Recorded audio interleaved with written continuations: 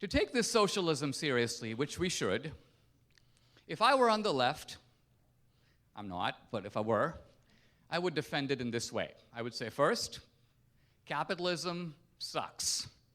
Capitalism is not doing what it used to do. Forget about socialism. The inequalities of capitalism now are blatant, are inexcusable. What is it that entrepreneurs do now that they didn't do in the 1970s? And if they're doing the same thing, running companies, why is it the case that in the 1970s they were paid, I don't know, 100 times what the average worker was paid, but now they're paid 1,000 times more? In fact, Ilhan Omar tweeted recently, she goes, the salary of the CEO of Walmart, $23 million. The salary of the mean or average worker at Walmart, $23,000. $1,000th of what the CEO makes. We've got a problem with capitalism. We have to do something about that. So whether or not you're for socialism, capitalism has a problem. So I'm going to say a word about the morality of capitalism for just a second. If you were a capitalist in the 1970s, let's say you were running Procter & Gamble, what is it that you actually did? The answer is you were essentially an administrator. Basically, you ran a company, you supervised payroll, you dealt with human resources, expansion of markets, the normal things a CEO does. You ultimately responded to consumer demand. But what I want to suggest is that in the last 20 to 25 years, we have been living through what happens only a few times in history, a kind of capitalist churn, which is to say, a kind of second communications revolution. The first communications revolution, by the way, gave us the telegraph, the telephone, the car, the airplane, the electric light. And that happened between the 1880s and about the 1910s. And notice that historians demonize that. It was the Gilded Age, as if all you had were greedy, selfish guys running around. But in reality, those greedy, selfish guys were named Henry Ford. These are the people who actually created the amenities that have made American, think of what American freedom would mean without the automobile. By the way, Woodrow Wilson, the first progressive president, hated the automobile. He was against automobiles. He says, I don't see the point of an automobile. Now, this is a mentality that needs to be highlighted, by the way. The socialist mentality, I call it the argument from personal incredulity. Because it goes sort of like this. Here am I, Woodrow Wilson, the former president of Princeton, sitting in my office and twiddling my thumbs. And here twiddling my thumbs at a time when the car appears to be about as fast as the fastest horse and buggy, I personally can't think of any good reasons that we should have cars. I don't know a single advantage that's brought by cars. So cars should not exist. Now, this seems very archaic. This is how socialists talk now about other things. You'll have some guy, professor of Romance languages at Chapman University. He goes, here sitting in my office and twiddling my thumbs, I really don't see the point of fracking. Why do we have to dig in the ground and go vertically and then go horizontally? What's the point of it? I don't really get it. Therefore, fracking should not exist. So what we have here is a mentality that basically says, because I don't know, therefore there's no good reason. Now, consider something like the iPhone. And I could give a lot of examples, and I do, but what's interesting to me about the iPhone is that nobody wrote an email, well, if they did, they couldn't send it on a phone, could they, to Steve Jobs, who said, listen, here's a great idea. We really have a lot of consumer demand for a phone that can do texting, that can do email, that takes amazing photos. No one did that. Steve Jobs anticipated the demand and totally built, the iPhone before you knew that you couldn't live without it. Now, what is that worth compared to a desk guy at Procter & Gamble? So people say, well, all this money is flowing to these tech moguls. Come to the guy who runs Walmart. Ilhan Omar, $23,000 for the ordinary worker, $23 million for the guy who runs Walmart. Do you have any idea what it is to run Walmart? Do you have any idea what it means to deal with thousands of producers all over the world, with factories in China and India, to negotiate all those products to appear on a single shelf under perfect inventory control at a price so low that mom and pop stores that build 10 things can't beat Walmart at any one of them? Walmart beats everybody across the board. How do you pull that off? Well, see, what's interesting to me is that all the people who say that the entrepreneur is doing nothing and the workers are doing everything, my solution to them is really simple. Listen, you don't have to pay $23 million to the guy who runs Walmart. Why don't the workers all quit? All the $23,000 a year guys quit. Come together. You do all the work anyway. Start your own Walmart. You'll save $23 million straight out, which you can split among yourselves. Notice, no one in the history of the world has ever done that.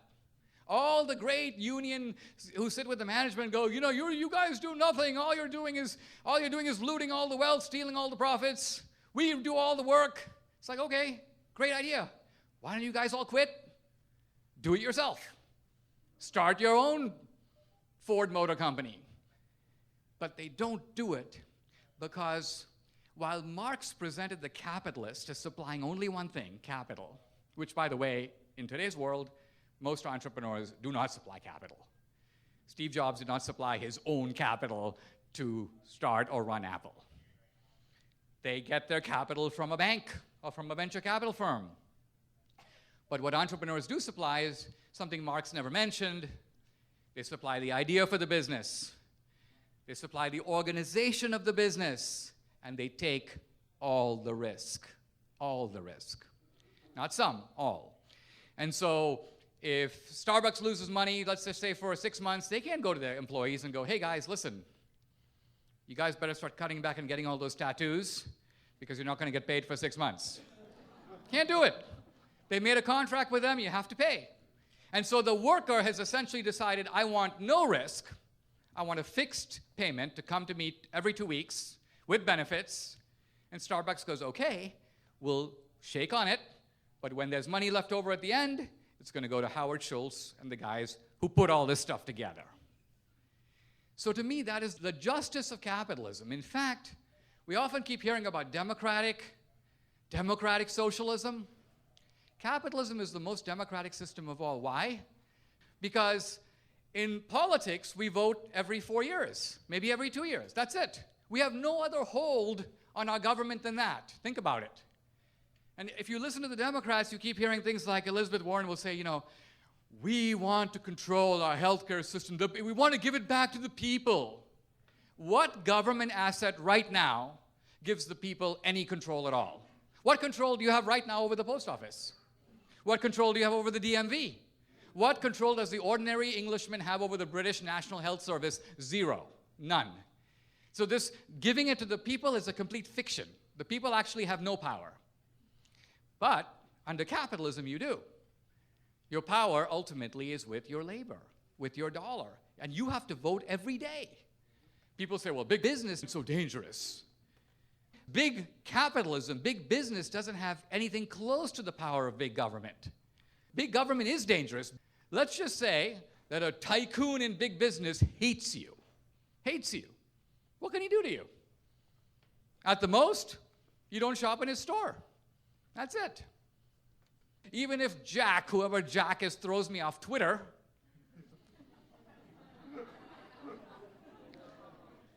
there are other ways to get the message out.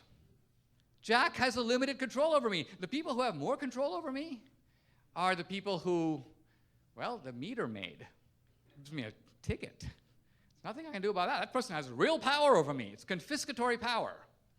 All government is like that. So, socialism is very dangerous because it steals from us a really important liberty. Not just the liberty, by the way, to keep our stuff, but the liberty to live our lives. What's happening if you watch the socialists today, they don't just go after your money. They really want to turn you into a kind of worm. Look at this interesting case about the Christian baker in Colorado. You better bake a cake. all this sort of doctrine is coming down from on, and the doctrine itself is incoherent, by the way. For years, gay activists told us, listen, you know, if you're gay, you can't change. Don't try any kind of conversion therapy. It's horrible because if you're born gay, you're gay. That's it. And suddenly we get the transsexuals who say the exact opposite. Not only is your sexual preference a matter of choice, your gender itself is a matter of choice. I want to be a woman. Let's think about this for a minute. I mean, let's take it further. What if I were to say, I want to be a toad? A toad. Now notice, I want to parallel the argument accurately here. I don't want to just be blithe about it. So I'm going to further say, I'm not trying to become a toad. I've always been a toad. I am a toad inhabiting a human body. It's a case of psychology trumping biology. Now let's pause again, because I know people are going to tell me, Dinesh, these aren't really very legitimate comparisons and analogies. In the one case, you're talking about two genders. In the other case, species. Gender is a social construct, remember? Species is a social construct. Don't you think that starting with Linnaeus and classifications, people came up with the idea there's no firm line dividing species. Species evolved from one into the other. So the analogy is actually much tighter. And the point we're trying to get at here is, so you have all this craziness, and fine, let's debate it.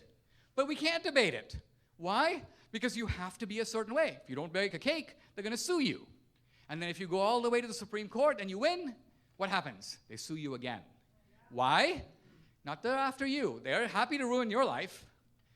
They want to scare everybody else.